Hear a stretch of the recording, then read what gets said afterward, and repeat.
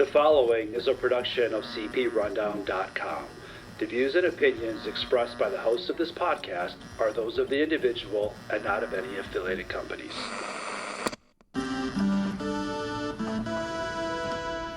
Ladies and gentlemen, welcome to the Rundown on Fun, a weekly podcast covering the Six Flags Entertainment Corporation, the amusement industry, and everything to do with fun. Here are your hosts, Carson Anderson, Evan Schultz, and Kyle Hu.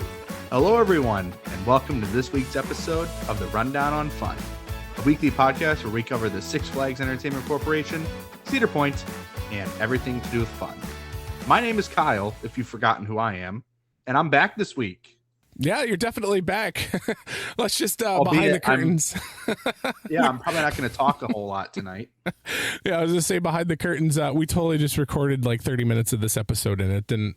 Well, no, we didn't record. That's why we're in this situation. Well, it didn't. It was supposed to be recording and it never did. So if we sound like we're running through some things, it's late on a Wednesday night and we're just trying to get through it. But let's just jump right in. So anyway, Cedar Point actually had winter chill out this past weekend. Evan and I were able to go check that out and everything. Unfortunately, Kyle couldn't make it because, well, Kyle was just doing Kyle things.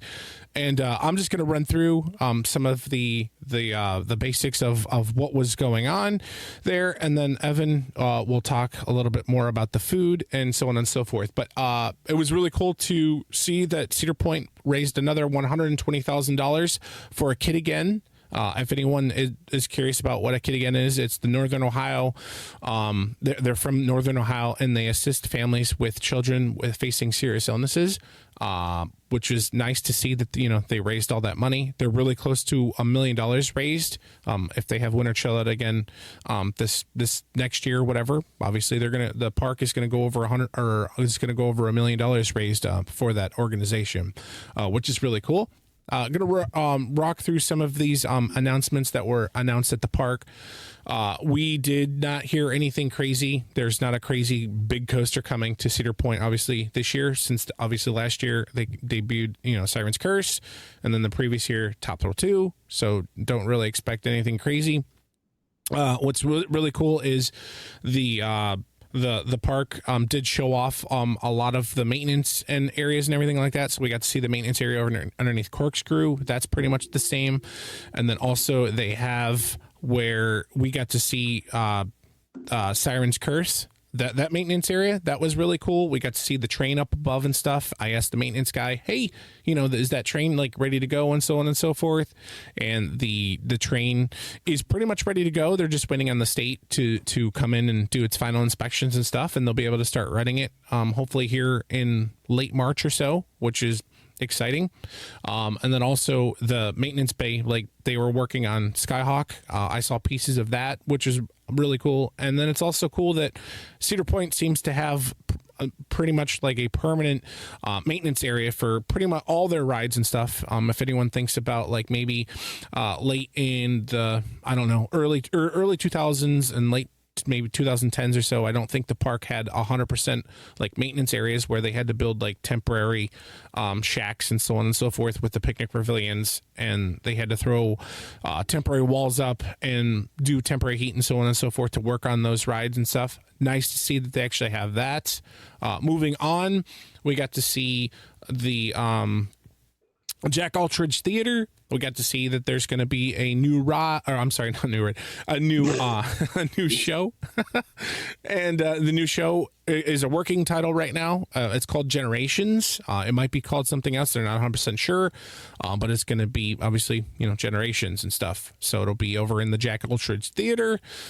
They're also going to be looking and also walking around that theater. You could see there was a bunch of like old like ride shows that used to be in that building.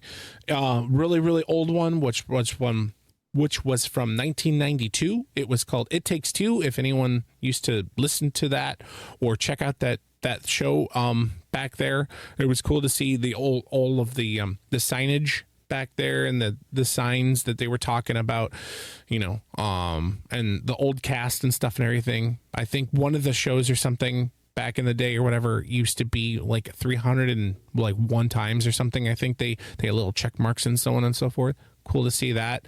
Obviously, this year, Corkscrew is to be turning 50th this year, which is nice for all the kiddos that love the Corkscrew. I'm not a crazy fan of Corkscrew. I will ride it a few times, maybe a season, and then go on about my business.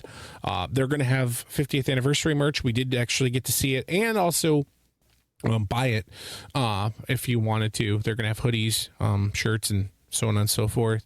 And then another giant big announcement was we got to see the engine house where the trains stay over there, and we got to see there was a train that was wrapped up in wrapping paper, and the train in wrapping paper, it said do not open until May of 2026. So do we get a brand new engine? Do we get one that was refurbished that was like we sent away a few years ago? Did we get one from Six Flags America that just closed? I don't know. I guess we'll find out when May rolls around. Cool behind the scenes. We got to go inside the Maverick tunnel and I know we've done that a few times during Winter Chill Out, but it was actually really cool to go in where the launch of the tunnel is, and you got to see literally the launch fins or whatever you want to call it, and take pictures and stuff like that. So that was really cool. And then also they did announce, Cedar Point announced that the Star Spangled Celebration is going to celebrate America's 250th birthday. It's going to have a big celebration. It's going to be between June 29th and July 4th. It's going to include skydive demonstrations, new food and beverage offerings, interactive contest, I think like a food eating contest or something like that, and performances from the Ohio National Guard's 22nd Army Band. And then I believe there's only be one night for fireworks, which will be July 4th, and that'll be celebrating America's 250th birthday just around the whole entire country. But Cedar Point's going to have their own stab at it. I think they said too that this year's would be bigger than usual. Yeah, so hopefully maybe they'll have like barges on the water or something like that. That'd be kind of cool to do that. Another quick little plug is veterans are going to have their own VIP parking. It'll be a first come first serve. It'll be at the very front entrance or front of the front of the park or whatever. And if you're a veteran, thank you for your service. And also go park really, really close to the entrance. And then really quickly, the Boardwalk Nights is going to be returning, and that's going to be from July 17th through August 16th. They're going to have obviously pretty much everything that they do with Boardwalk Nights that we've known and love. And Evan, you'll be happy to know that the Happy Friar Fresh Cut Fest will be coming back. And its limited time will be September 11th through September 13th, and they're going to have some special dishes. I know last year I think they had like a cheeseburger, like I think like fry or something like that. Obviously, Hollow Weekends is also going to be returning September 17th through November 1st. And then also the Starbucks. We did notice that the Starbucks was actually missing some signage in the front of the park. Starbucks is going to get completely remodeled, which will be at the front of the park, and then also the one that's in Hotel Breakers. They're going to be getting new paint, new seating, a new layout, and then it's also going to have old historic Cedar Point photos on the wall, which will probably give it maybe more of a Cedar Point-esque or whatever. And then also the big announcement that I did forget is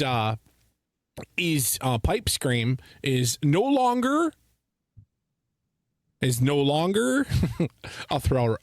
roller coaster. I messed that up. It's actually going to be just considered a thrill ride. It's not going away. It's just going to be called a thrill ride. It's no longer a roller coaster. The park is just updating that, so on and so forth. I'm still going to call it a credit because that would screw all my milestones if I didn't.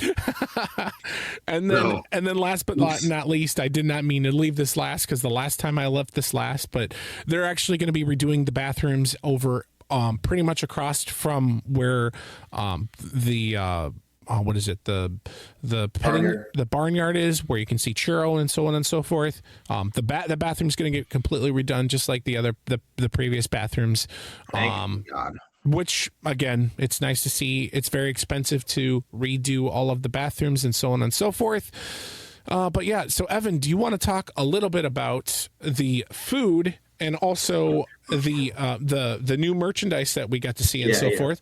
I think I ran through all of that in pretty much like 10 minutes flat. So it was actually 6 minutes. Good job. Okay, fair. I tried. Because it was right at 8 o'clock when we restarted. Nice. Yeah, so before I start reading this, you want to make sure we're still recording? Yeah, we're recording. I made sure that we were, yes. This is where we dropped last time. Anyways, so the Winter Chill Out food menu, they didn't explicitly say this, but it's typically kind of a trial ground for new food items they might have this year. And if you listen to these, you probably could kind of guess where they're thinking of putting each of them. So they served us 2 side salads, whatever, and then Southern style green beans. I think you could kind of see those going to either Backbeat or Farmhouse. Cornbread pudding, which was phenomenal. Actually, the green beans were phenomenal too. Yes. All the food was really good. Cornbread pudding, that was that was really good. Again, Farmhouse or Backbeat, I would assume you see this. Baked pasta, that's obviously going to go to Hugo's, and it was very good. Although I didn't really eat a lot of it, but it was really good. The big winner for me was the lemon thyme honey glazed drumsticks. Yeah. Those were just phenomenal. I could see those going to Grand Pavilion. And then smoked ribs, which I'm not a big rib eater, but I even liked them. So they were very smoky. They were very smoky. Yeah, they were very, very smoky. Those have Backbeat Q written all over them. And then the desserts they served, which I could kind of see going to Farmhouse, I think, because they seem to do like the most with like different desserts and stuff. Blackberry and peach cobbler and chocolate chip bread pudding. Everything was really good. Cobbler. Everything's super good. The cobbler was phenomenal. Yeah. The chocolate chip bread pudding was very sweet but very good. Yeah, I think Winter Chill Out tends to be the better of the food events. I think compared to like Coaster Mania. Yeah, that was just genuinely a really good meal. And then from there we went up to the Q&A, and then I think the reason like half of us go to this event is then we go to Point Plaza. Yeah. And we see a bunch of new merchandise. We see a preview of some of the new button series. This year there's only 100 buttons instead of 150. There's not going to be any ultra rare buttons. It's just going to be common, uncommon, and rare. But you still have to buy. You still have to buy the mystery packs to get the rares. The rares are the ones in the mystery packs this year. These weren't for sale, but they showed off some new hoodies for Gemini, Millennium, and Top Thrill. Oh, you got to jump into those. You got to jump into those buttons, Evan. What are you most excited about? Oh, okay, yeah, that's true. I forgot. So they did. How did I forget? I bought like 4 of these. He did. He really did. So they have a series this year called the Get to the Point series, and I don't know how that correlates with Cleveland sports or Columbus sports, but somehow it does. That title. They should have just called it like the Cedar Point Sports Series. They had unofficially buttons themed to all the Cleveland sports and all the Columbus sports. So you have a Guardians, Browns, Cavs, and Monsters button for Cleveland, which, if you know me, I'm a huge Monsters and it doesn't fan. It's a nice play on it. It doesn't like have their logos or something, but it's got like the team colors and the team like kind of like lookalikes-ish. The Monster one is that's pretty spot on. From the Monster sees that one. Yeah. And then they have for Columbus Blue Jackets, which again, if you know me, I'm a huge Blue Jackets fan. A Columbus Crew, which is the rare one in the group, and an Ohio State Buckeyes. And then also, just to make an even number, they threw in Ohio University Bobcats. So that was super cool. I'm not going to go in depth of the other series they showed, but they had a social club series, and they also have a 250th year series. I'm just showing off. Yeah, that's like all like Americana type stuff. Yeah, ride year series. That's just kind of shows like your coaster and then what year it was made, but it's like cool and thematic. And the anniversary series, which can I just say really quick? I'm just going to run through the anniversary series really quick. Val Raven, 10 years old. Where did 10 years go? Really? We're old. Ocean Motion, 45 years old. What? Okay. That was younger than I thought it was, actually. Oh, okay, fair. Windseeker, 15 years old. What? When did Windseeker get 15? Like, wow. These years literally like blend together. Corkscrew, obviously 50. Troika's also 50 that nobody talks about. And Troika, hello, 50th anniversary for that this year. Skyhawk 20. Wow. Okay. And then we've got Thunder Canyon, which is 40th. 40 this year, insane. And then Midway Carousel 80th anniversary. Like, holy crap. Some of these, like the newer ones, I'm like whoa, 20th anniversary, 15, 10. Yeah. What? I don't like that a ride that I was very involved in the construction or watching the construction and the opening of is 10 years old already. I don't like that. Right. Yeah. It's, again, time flies, man. Time flies. And it's just like, what? We're going to have Gatekeepers, 15th here in 2 years. Jeez, man. Crazy. All right. And then the last one that they showed was the Ride House series, which they kind of made a play on Harry Potter. You have the Maverick House and the Valraven House, and it looks all Harry Potter-y and kind of checkered board. They're actually super cool logos.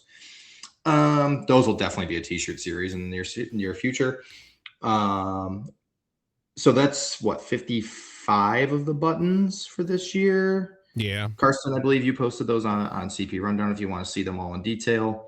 56. I'm sorry. There's very total, detailed too. Like I made sure I got really close to where you can zoom in and see all the text and stuff and so on. They're super nice.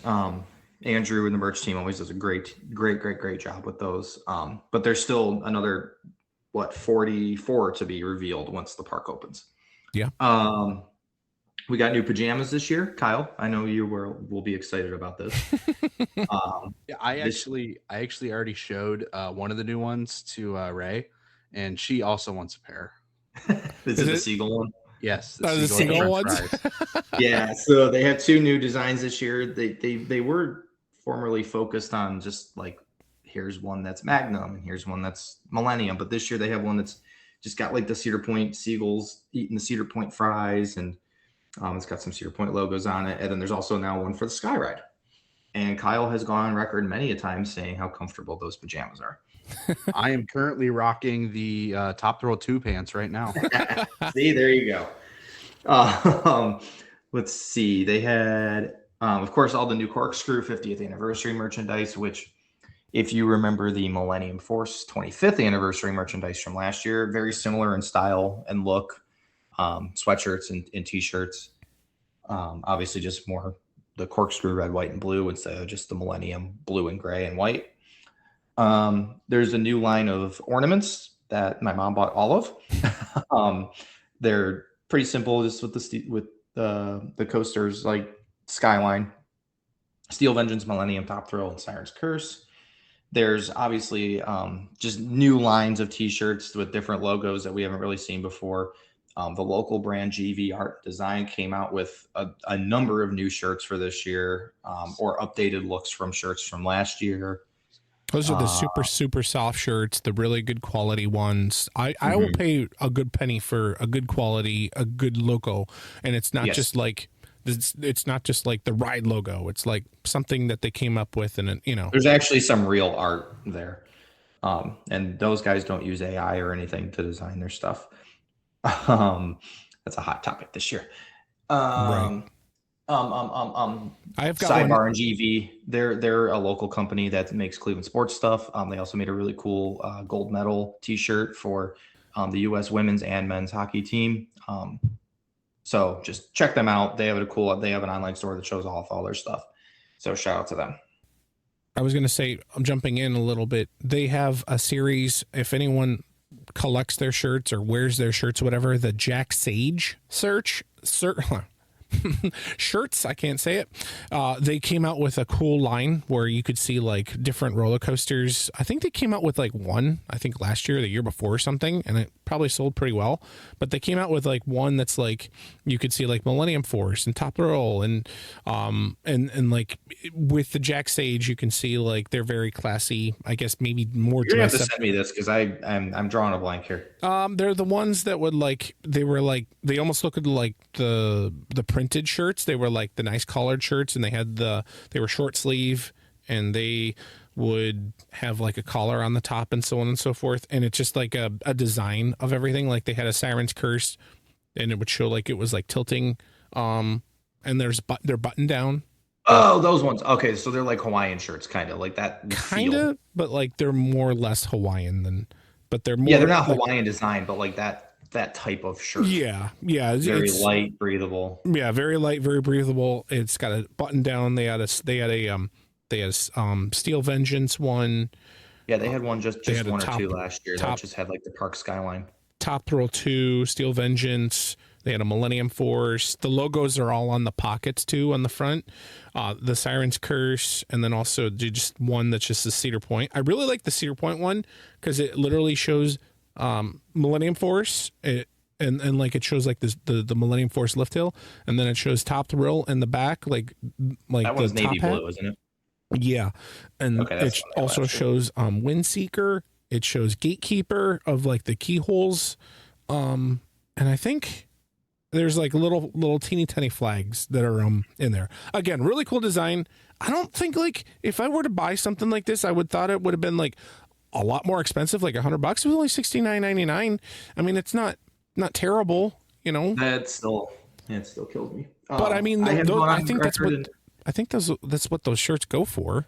Maybe I'm wrong, but you know, I only own one, and it was given away at a Guardians baseball game and it has the Guardians hot dogs all over it. But yeah, I have worn that to Universal a couple times. So. I mean, it's a classy, you know, fun shirt. I think Dean actually, our friend Dean is a huge proprietor has something shirts, like this. So, but anyway, you want to talk about the cutouts that we got to see, the 3D prints? I was getting there. Okay. I was getting there. There's a couple more things I saw.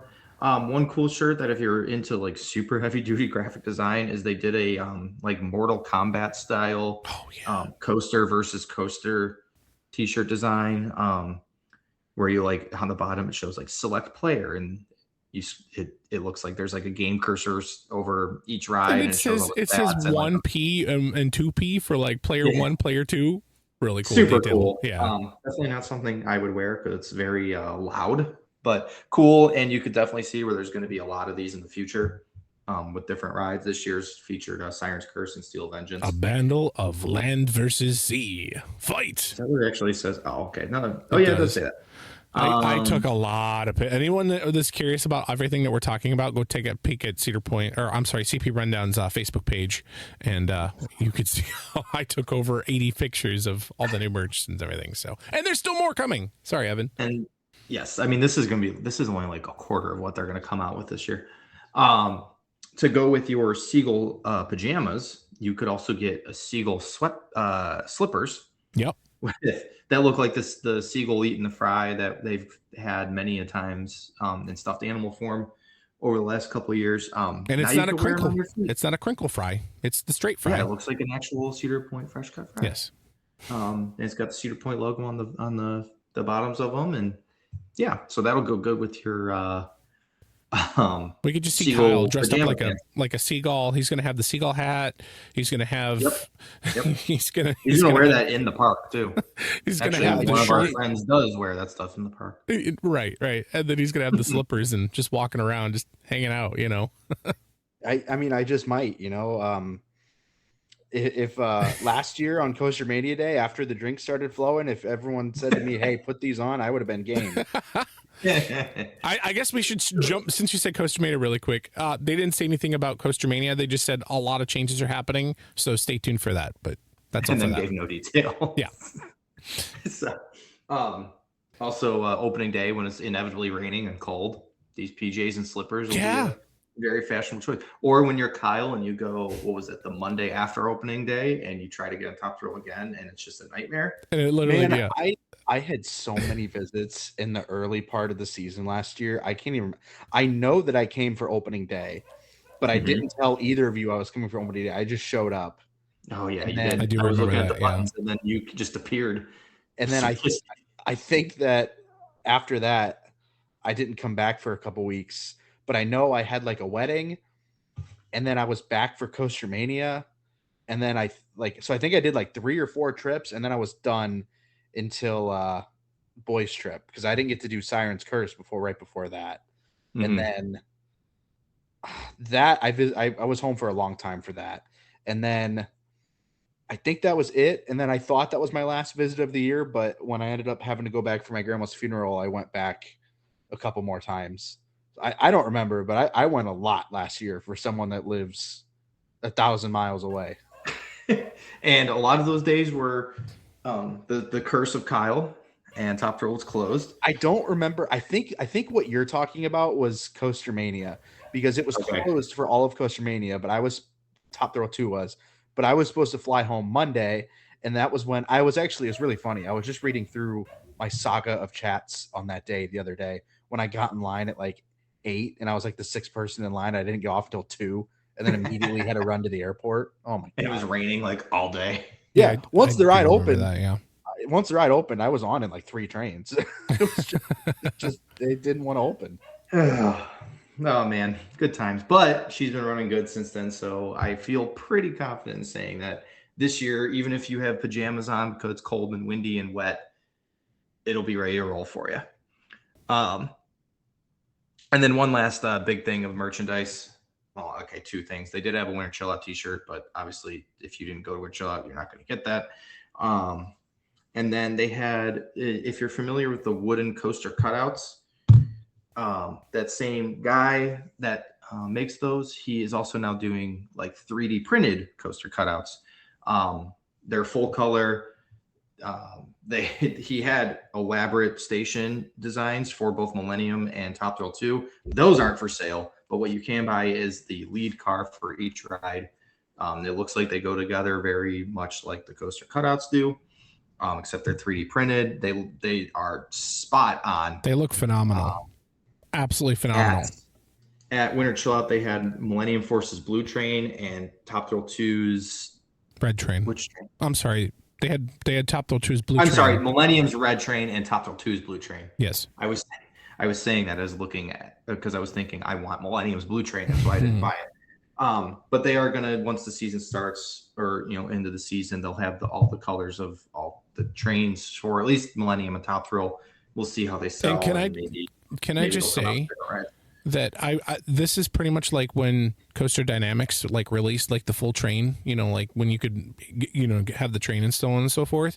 This is exactly what I wanted from when that train got released and stuff. Like for instance, when they had the trains like set up on the track and stuff, and this is how much I loved it so much, Evan.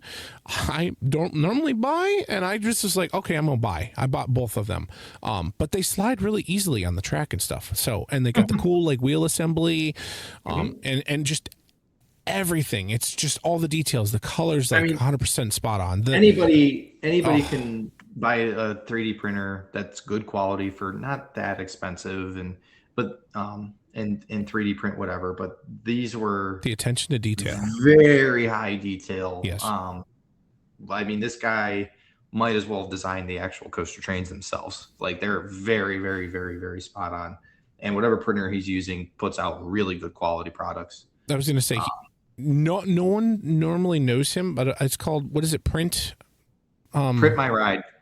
Is it Print My Ride or Print on Detroit? Maybe Print My Ride. Oh, okay.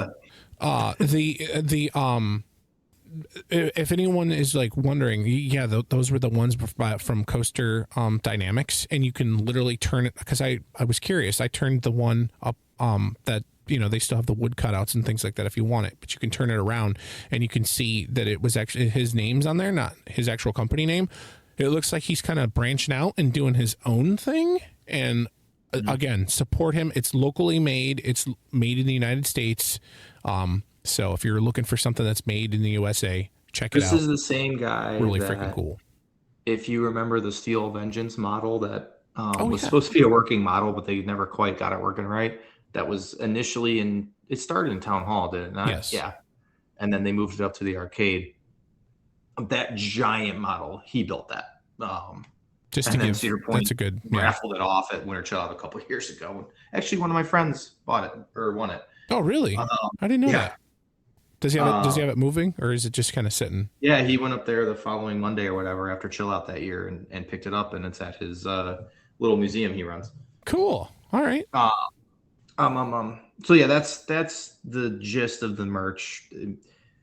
A lot of new of the same, but Yeah. it always all looks really good. The merchandise team always does a good job. I do want to point out really quickly, there was a and I'm not sure if you saw this, Evan, but there was a cup. There. First of all, Gemini's actually going to get a shirt, a brand new shirt, which is really cool. Millennium Force is coming out with a new shirt, and Top Thrill, they're coming out with some new shirts. And those weren't available to buy yet, but they did have some kind of series, and it had like a bunch of shot glasses and so on and so forth. And it looked like a different, like almost like a rainbow, but like not. It had like a teal color, orange, a yellow, a red, and a purple. And in that, literally had like a lot of like Cedar Point's, like, and it had Cedar Point's logo on the back since 1870, and it says America's Rock and Roller Coast. And it literally lists. I'll just run off all of the rides that are listed on it and coasters. It goes from outside to inside. It goes Blue Streak, Cedar Creek Mine Ride, Corkscrew, Gemini, Gatekeeper, Iron Dragon, Magnum, and Maverick. And then it's also got Millennium Force, Raptor, Rougarou, Siren's Curse, Steel Vengeance, Top Thrill 2, and then it's got Valraven, Wild Mouse, Atomic Scrambler, Calypso, Cedar Downs Racing, and then it's got Dodgems, Matterhorn, Maverick, Monster, Ocean Motion, and then it's got Power Tower, Skyhawk, and Windseeker. I mean, you've got all of those names on that shirt and stuff, and the shirt looks really cool. It was actually a nice shirt, but they also had like some drink cups, and the cups were actually glass. So if you want something like that, they're like different color bands of the colors and so on. So I thought that was really cool, and then it almost looked like they had college per se styled shirts and stuff, like with Siren's Curse, Magnum XL200, and Steel Vengeance. They were showing off that. But yeah, so I think that was pretty much it. I think pretty much wrapping up Winter Chill Out. Shout out to the maintenance team for creating and letting all of us coaster enthusiasts launch the old Top Thrill Dragster. They made quote unquote launch. Yeah, they made a cool I guess a computer program that would like reset. You had like these little places around the maintenance bay where people had to stand on like these little push pads, presence pads, to be able to unlock brakes, and you would see like, and you would hear the brakes unlock, and then if everybody was standing correctly or whatever and everything was done, you could hit the 2 launch buttons, and you would literally, I would assume someone 3D printed this. They 3D printed the Christmas tree, the launch Christmas tree that Top Thrill Dragster used to have, and you would see the lights go and then you would hear the and the sound would go off, and so on and so forth. Lots of things to talk about with everything with Winter Chill Out and stuff. But again, huge thanks to Cedar Point and Tony Clark and the team for letting us, be nerds and check that stuff out. I know, Evan, we got to see the sign shop and got to press, the launch button for Top Thrill Dragster and see all the crazy speakers that they use and so on and so forth. But Evan, if you want to add anything else to it, if not, we can move on to the next topic. I think in the name of keeping things moving, since we're definitely running late for ourselves here tonight. After Winter Chill Out, because it was somebody's birthday, I don't know whose. After Winter Chill Out, I hung around Sandusky to wait for somebody's birthday dinner. Yes. I don't know why I said birthday dinner was at 7:00 when we were in the 8 a.m. group, but oops. No, I'm just messing with you. But so that gave me some extra time in Sandusky. I had never been to the Cedar Point Museum that is at the Merry-Go-Round Museum in downtown Sandusky. Carson, I believe you went there and talked about it like a year ago. Yes, around the same time. So around the same time, I think. Yeah.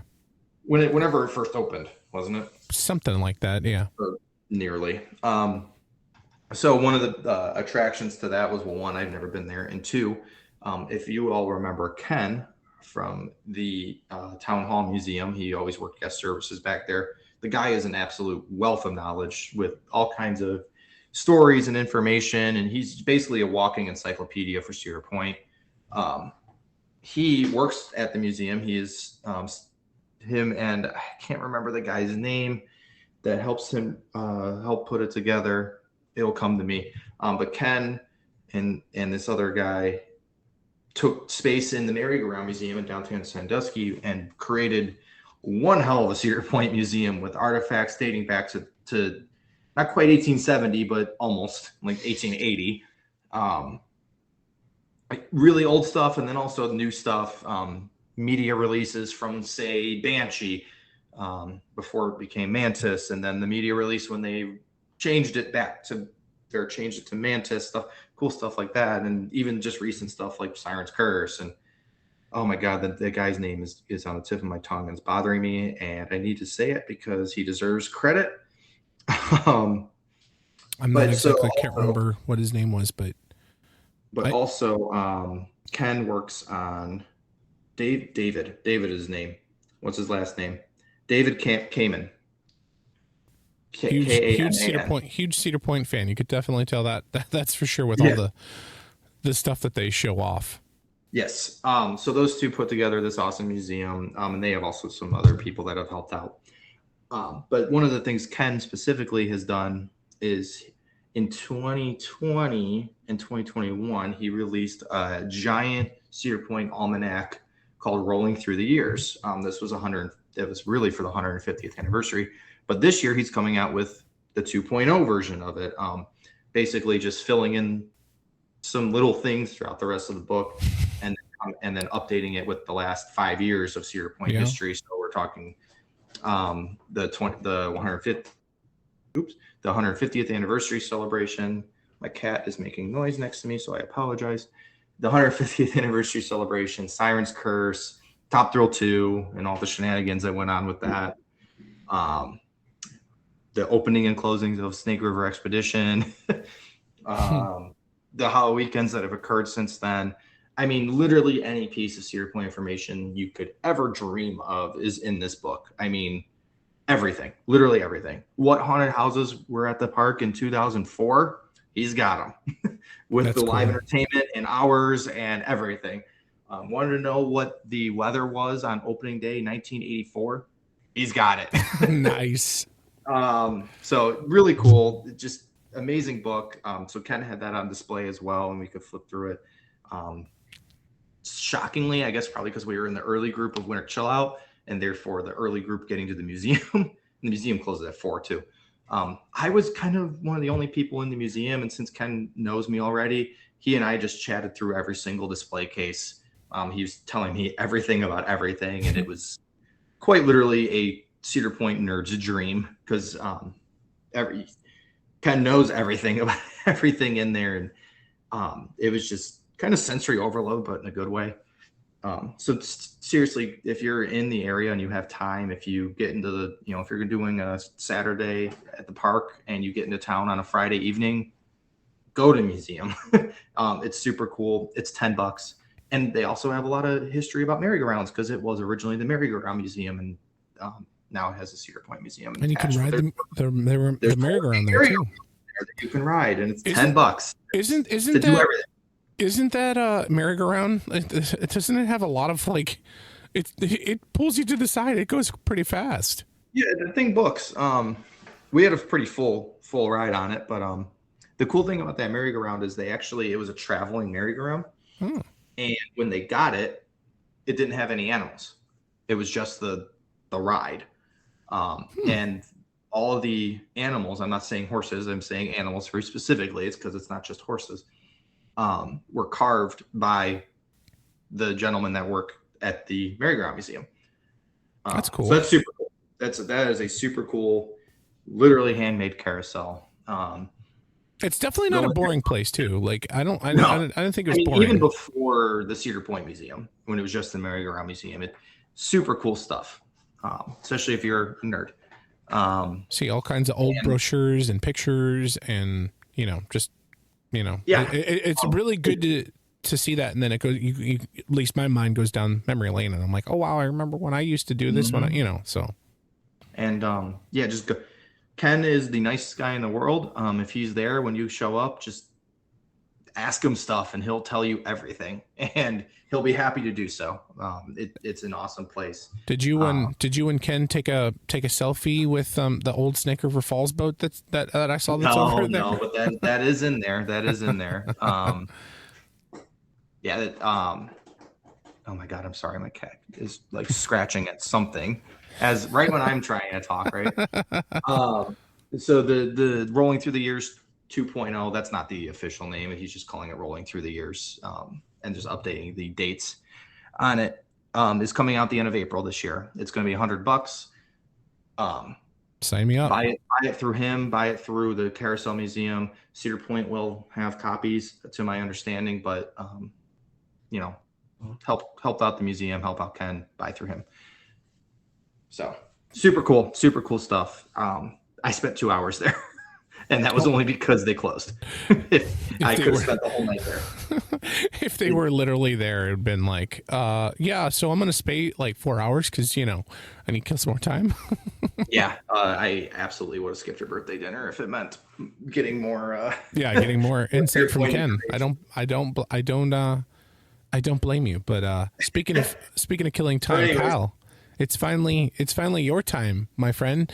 You can talk whatever you want about Florida happenings because we've obviously talked the crap out of Ohio. I want to just say that my cat finally stopped making noise. Of course, yeah. So That's fine. Or is yours? No, Mako, he's not in the room right now. But now that I'm talking, he might come in. So we'll see. Honestly, not a ton happening here. We're in between festivals at Epcot. So the Festival of the Arts just ended and Flower and Garden starts in like 2 weeks. We have a food festival going on at SeaWorld. This is like the time of year where all the parks are having festivals just because travel isn't super high this time of year. So people need reasons to go to the parks. Mardi Gras did start and we did get to see the parade. Karsten, you were there with me for the parade. I was, yeah. I caught a lot of beads. You did. I was a little worried because Universal pulled some not very Universal stuff the first couple nights of their parade, and it just was not ready. Like floats were cut completely. People weren't throwing beads. It was just really weird. It was, yeah. But it was looking great when we were there. Yeah. Let's see what else I'm just trying to rapid fire. Legoland opens a new coaster. What's today? Wednesday. They open a new coaster in 2 days. Galactic Nice. Coaster. It is a art engineering spinning coaster, kind of like a mini Guardians of the Galaxy. And Art Engineering, if either of you are unfamiliar, is the company that made Primordial at Lagoon. Hmm. Yeah. And I think it's a similar ride system to that, then, isn't it? It is. It's very similar. Ooh. I don't know. This ride is being cloned to Legoland Florida and Legoland California. I know ours is opening first in Florida. I don't know when California's is opening, but I can't imagine it's that far behind. That's exciting. I actually think I saw a POV or a half POV of it today. It looks Yeah. super cool. They started doing past member previews maybe 2 weekends ago.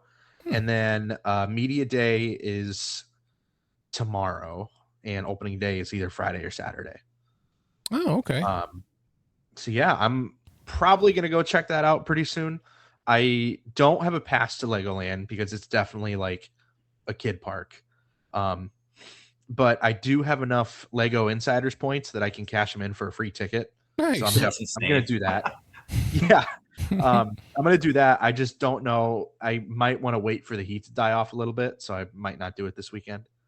But the heat to die off. Sir, it is February. No. I meant like crowds. Oh, okay. Okay. No, sorry. And then besides Justin dragging me around to 8 different theme parks over 12 days or whatever it was. He was down there for like a month. Yeah. I think we went to Cabana Bay and got milkshakes like 6 separate times. That sounds like Justin. Yep. Good stuff.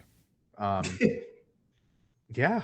I honestly, I don't have a whole lot. There's not, like I said, this is a really, really strange time of year where the parks are a little less crowded and they're just kind of limping along with festivals and different offerings that wouldn't normally happen. And then I guess the one other thing I can talk about is Stardust Racers impromptu closure that has now been extended like 3 times. Yeah. I just saw like literally minutes before we started recording that it is now closed through the 14th of March. What's going on there? I do know the reason why, but I do not want to say the reason why because I don't want the info getting back. I hate to be that guy, Okay. but Oh boy. maybe after I confirm that you hit end recording, I'll tell you. Yeah. But Wait, we're supposed to be recording? No, Anyway. I'm just kidding. oh my god, don't pull that again, man. I can't. Hey, at least just behind the curtain, at least I was the one that was pretty much like 95% of the way talking, and I was able to run through it. I think it. Yeah, but I you think talked for like a half hour. I did. Yeah, that was really really in depth. If anyone, I think I was in a seminar. you missed out on the first one that didn't record because So we walked in the park, and then we took a step to the left. No, it wasn't that ridiculous. No, but- yeah, it was. I'm sad that it didn't record, but that's okay. Oh my god. Oh well. It happens. Well, looking ahead, nothing. Yeah. I would assume here in the coming weeks we'll get event announcements, like Coaster Mania details. We'll get maybe coaster stock at Kings Island. I hope and pray because I heard supposedly someone said that it at the Ace No Coaster Con that happened back in January. I heard that Tony said or maybe Tony or someone that represented Kings Island, said that it was supposedly coming, but there was going to be again changing details with maybe you don't have to be, in a coaster club, or maybe they're going to change it from awful. maybe they're going to change it from 2-day event to 1-day event. That sounds also awful. I know. Yeah, I know. I'm really hoping like I used to always say once I moved away I would alternate between Coaster Stock and Coaster Mania since they're so close. And then I did Coaster Stock in 2023. And then I did 2 years back to back of Coaster Mania because I tried to get Top Thrill 2 ERT for 2 years in a row. Yeah. Didn't get Top Thrill 2 for either of them. And then last year they gave us that little slight glimmer of hope of, hey, if Siren's Curse is ready, you can have ERT. That was like a double blow. So anyway, it was like a month out still. So that means Kyle's not going to be at Coaster Mania this year. So Evan, everything's going to run flawlessly. yeah. I'm I'm toying with the idea of doing stock over Mania this year. Okay. But we'll see what happens. Well, I hate to be like that guy, but I look back at my emails and it was, I believe, February 24th that we bought our coaster stock tickets last year. So that has came and gone. Okay, so maybe I won't. Whatever happens, though, I feel like announcements like that will start coming out here pretty soon. I'm going to attempt to go to Florida for a little day trip. Maybe. Yeah, Evan, give us just a little blip of what the hell happened. Did I tell that story on here? No. I don't remember. Okay. Oh Lord. So my initial plan, I told you all about the Go Wild Pass. My initial plan was on February 7th. I was going to go to Universal for the day and be completely stupid and exhaust myself beyond comprehension. But I was going to do it. So as per the rules of Go Wild, I got online on February 5th. That's Thursday, in preparation for midnight that night. Stayed up late, knowing I had to work the next day, and hoped that Go Wild tickets would go on sale for the flights that I wanted. It would net me about 8 hours in the park, which in the dead of a Cleveland winter felt very worth it. And right at midnight, there they were. The flights I wanted were on sale for, it would have been $30 round trip for, after all the fees and stuff, for early morning, late at night flight. I unfortunately, what I didn't realize is Frontier is very, now my dog's barking. I swear it's because of my voice. Frontier's they want to make sure you know what you're clicking before you click it. Most airlines, or at least airlines I've booked with, like if you don't want to choose your seat, you just scroll to the bottom of the page and hit continue. If you don't want to bring bags, you scroll to the bottom of the page and hit continue. Oh, no. Not with Frontier. No, you have to find the little checkbox that says, no, I don't want to choose my seats, and then go to the bottom of the page and hit continue. Or, no, I don't want to carry on. No, I don't want a check bag, and then scroll to the bottom of the page. there was 4 or 5 instances of this. And when you're in frantic, I got to go fast mind, you don't realize that they've done the same thing on every page. So you made the mistake. I made the mistake on every page. So I would go to the bottom, hit continue, it would error, or I'd waste time looking for the stupid check mark. Long story short, then I did not get tickets. By the time I got to the checkout page, I did not get the flight that sold out.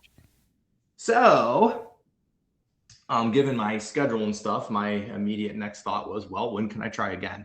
And that is March 7th. I don't know that if I'm actually going to do it or not. There are flights that I want. It's just more like, do I feel like doing it? I do feel like doing it, but just, life and stuff. And we're talking about doing a little weekend up in Niagara Falls too. So that might happen that weekend. So at any rate, I feel like I'm going to have something trip report-y to talk about next time we record. So whether it's Universal or Niagara Falls, or I'm going to Niagara Falls or something. Yeah. So, yeah. I was gonna say I'll give a fun little trip report with me. So yeah, so I was able to go, obviously the 500 and everything. And unfortunately, like I was like, all right, cool. So the way that the date felt, like, everything was just kind of like pushed really, really fast, like with winter chill out, so on and so forth. Well, anyway, long story short, I had to book my flight on the day of the 500. So literally, I get to the airport, fly from Cleveland to Chicago flawlessly. Perfect. 10 minutes early. I land, boom, on my phone. Oh, I think my flight was supposed to leave, I think at like 5:32 a.m. Chicago time, which would have been 6:32 a.m. Eastern. I'm like, all right, well, it got changed, I think, until like 8 a.m. or something. And I'm like, oh, crap. All right, well, I guess I got a little bit of time. Maybe I'll go grab a bite to eat, so on and so forth. So the time comes, we all literally load onto the plane. Granted, this is American Airlines that, Evan, I know you swear up and down that Frontier and Spirit will get you there, but they won't get you there on time. Well, I've got one I never said they'd get you there. I absolutely never said they'd get you there. I've been royally screwed by Frontier. So what did I do? I gave them $400. So anyway, so I'm just like, well, all right, whatever. Get on the plane, and we're obviously at 8 a.m. we're late, but I still got time to make the 500. Kyle and Justin are still able to pick me up. The whole yards. We're still game. We get on the plane, and literally the pilot comes out. He's like, okay, yeah, we got to de-ice because the plane it had frost overnight and it froze, and so we need to get de-iced. I'm like, that'll be like 30-minute delay, and then also maintenance is here to check on something very small, and I don't believe it's going to be a long delay or anything. I'm like, sweet, cool. So then literally like 30 minutes rolls around, the half-hour delay, and then the pilot comes out. I was like, okay, cool, yep, maintenance is here. They're filing the paperwork and stuff and signing the T's, dotting the I's, whatever. We should be rolling here shortly. Awesome. Cool. 45 minutes rolls around. No announcement, no nothing. We're just sitting there uncomfortably on a full plane. And then all of a sudden the pilot goes, well, unfortunately we have some bad news. Like, what's going on? Maintenance wants to look at the issue a lot more further into detail. Now, granted, the pilot did actually say that the reason the first delay was for a plane inspection, a planned plane inspection overnight, and obviously that's why it was delayed in the beginning. I'm like, okay, cool. Then on my head, I'm like, why in the frick didn't they find this during the inspection process? Or maybe they did and they just wanted to take a peek. I'm like, all right. So they're like, your plane is delayed indefinitely. I call Kyle's frantic, Justin's frantic, like, well, I don't think you're gonna be able to find a ride to Daytona. I'm gonna have to Uber my way, which I look was like $150 or something like that, to go from Orlando's airport to Daytona, pretty much their airport, because that's where the track is. So I'm like, all right, well, this friggin' sucks. So then literally, after that, we're waiting around in the airport, and then all of a sudden we get like an alert saying, oh, the plane's starting to board. And I think this was like, I don't know, like 11:30 or maybe like Chicago time, so on and so forth. So it's like 12:30 then. And then obviously, of course, just to add more fuel to the fire, the race got moved up an hour because there was going to be weather. And I knew this 24 hours in advance that they said something like that. So I'm like, okay, well, that sucks, because if it was traditional time, I'd probably still make it. But anyway, the reason I guess the plane didn't take off when it was supposed to, and the maintenance had to look or something, is they had to replace one of the blades, I think, on one of the engines. So I am thankful that, they did want to take a peek at that and actually, keep my safety 100%. We talk about, Cedar Point, and it's always safety first and stuff. And, they want to get you there on time, but sometimes it just doesn't happen that way. Long story short, got on the plane, we didn't have to de-ice since, it warmed up during the day. So the sun melted the frost off the plane, which is woohoo. I think I was like an hour late or so. So shout out to Dean and Abby for definitely coming to my rescue and driving me up, I guess you could say, to Daytona and being able to see the race, even though I was like 60 laps in and stuff. But really cool that they were able to do that. Sucked that I missed the beginning of the race and the festivities and stuff and everything, but happy that I did make the race. But it was a very chaotic moment, and I didn't even think I was going to make it. After we got on the plane and had to deboard, and I don't think I said I had to deboard, but we had to deboard and stuff. I'm like, there's no way I'm going to be able to make this flight. I'm like, this is kind of too close. So as Evan and I always say, we pay I'm late and I'm missing an event tax. So hopefully my tax has been paid up. But yeah, so Kyle, do you have anything to add, or we will close it out? No, I don't have anything to add. All right, well, I guess let's just close it out, and we'll probably take 2 weeks off, and then we'll record unless something big happens, and we'll talk a little bit about what's coming up in the season. So Kyle, let's close it out. Yeah, like we said, probably take a couple weeks off. By the next time we record, I should have ridden Galactic Coaster, so I can hopefully talk about that. But that's all I got. And Evan is not queuing in, so I'm going to say his part, and then we're just going to close it. I So was totally zoned out. thanks for listening, and make sure you share this podcast with all of your friends, and make sure you rate us. And we'll see you guys in a few weeks. Thanks, guys. Thanks for tuning in to the Rundown on Fun. Don't forget to follow us on social media for all the latest updates from Six Flags Entertainment. And remember, always be kind to your ride operators. See you soon.